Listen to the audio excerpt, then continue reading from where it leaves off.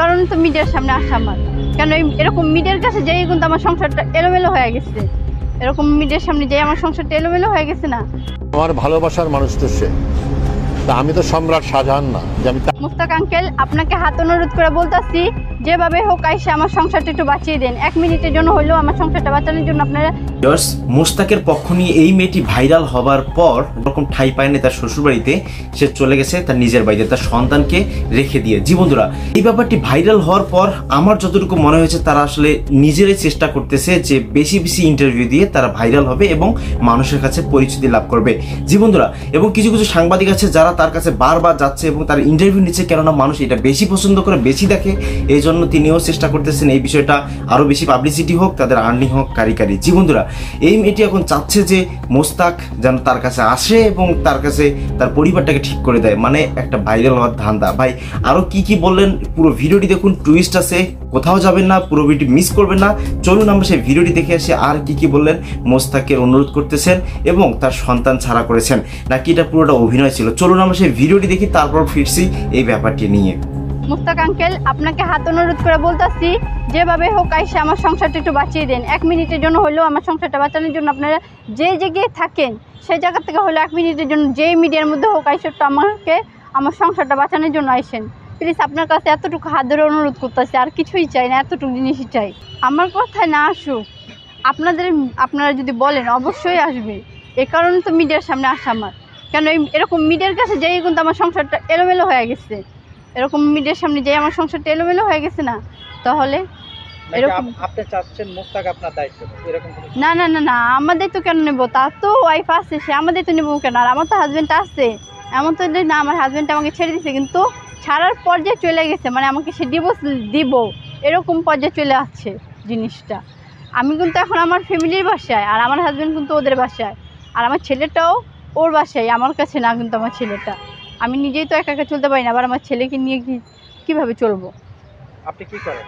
আমি কিছু করি না তো, আমার ফ্যামিলি বাট আমাকে চালাইতেছে এখন। মানে কোনো কাজ চাকরি বা না না না, এখনো কোনো কাজ করি না। বাড়ি কোথায়? আমার বাড়ি সাদাবাস। মানে ঢাকাতেই আপনাদের? হ্যাঁ। আচ্ছা, তাহলে হঠাৎ এই ধরনের কথা কেন বলছেন? মানে একটা মানুষকে না জেনে কি এটা কতটুকু বলার কারো বিষয় না? মানে এটা নিয়ে মানে 21শে ফেব্রুয়ারি দিন এত ঝগড়া হয়েছে, পরিমাণ অনেক ঝগড়া হয়েছে আমার সাথে, যার কোনো ধারণাই নেই এত ঝগড়া হয়েছে। মেলা তো হয়েছে, বাসায় যাইয়াও হয়েছে। আচ্ছা, আপনাদের স্বামী স্ত্রী মানে বিয়েটা কিভাবে হলো, মানে একটু বলবেন? বিয়েটা আমাদের লাভ ম্যারেজ হয়ে। Love marriage? আপনিও তো তাহলে ভালোবেসে বিয়ে করেছেন? হ্যাঁ। আপনার ভালোবাসার মানুষ আপনাকে এখন একটি কথা বলার কারণে আপনাকে ডিভোর্স দিবে, মানে বিষয়টা কেমন হয়ে গেল না? হ্যাঁ, তো ওই যে একটা কথা আছে না, যে এত বিশ্বাস যাকে করছি সে একটুখানি ভুলের কারণে বাট আমাকে ছেড়ে দিতেছে। তাহলে আপনার ভালোবাসার কোনো ঘাটতি ছিল? আপনি কি মনে করেন আপনার ভালোবাসার কোনো ঘাটতি ছিল? না, আমাকে তো সে কখনো দেখিনি যেরকম কম ভালোবাসছে, আমিও তো তাকে কোনোটা কম কখনো ভালোবাসি না। যখন যা বলছে, যখন যেটা আমি চাইছি সব সময় সেটা করছে, আর সেও যেটা বলছে সেটাও আমি করছি। তাহলে মানুষ চামড়ার মুখ, হয়তো ভুল করে একটি কথা বলে ফেলেছে, তাহলে তো আপনাকে আপনার হাজবেন্ড ক্ষমাশূন্য দৃষ্টিতে দেখা উচিত ছিল, তাই না? হ্যাঁ, কিন্তু না, তার আম্মু অনেক বুঝাইছে যে হয়তো দেখ ভুল মনে হয় বলে ফেলছে, জকেটাকে মিটমাট করে ফেল। বল না, আমার বন্ধুরা আমাকে ছোটো করতেছে, বুঝতে পারছো যে আমি নিজের কাজে যেতে পারতাছি না। যদি যাই, মানে ও তো যে ধোলাইখালে কাজ করে না পার্সেলে, সে জায়গায় যায়, যদি মার্কেটে যায়, একজন বলে নাকি ওকে এক এক কথা জিজ্ঞেস করে। এ কারণে মানে ওখানে ও অনেকটা ছোটো হয়ে গেছে, মানুষের কাছে ছোটো হয়েছে দেখা, মানে আমাকে এখন বলতেছে জাস্ট আমি আর তোমাকে রাখতেই চাই না। আচ্ছা, এখন আপনার স্বামীর উদ্দেশ্যে আপনি কোনো কিছু বলতে চান? আমার স্বামীর উদ্দেশ্যে এই প্রথম যেটা বলছি সেটাই বলতে চাই, জাস্ট আমি একটা ভুল করে ফেলছি, আমাকে মাফ করে দাও, আর কিছুই চাই না।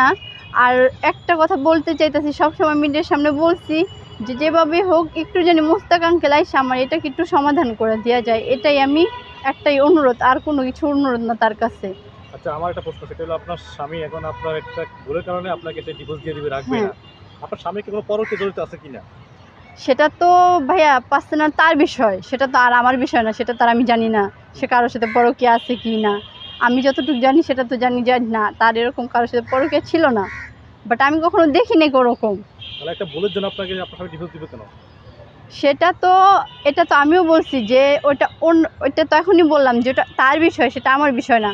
কিন্তু আমার বিষয় এতটুকুই যে আমি চাই না যেটা আমার সংসারটা ভেঙে যাও বা আমার সংসারটা নষ্ট হোক, আমার ছেলেটা এতিম হোক, আমি কখনো সেটা চাই না।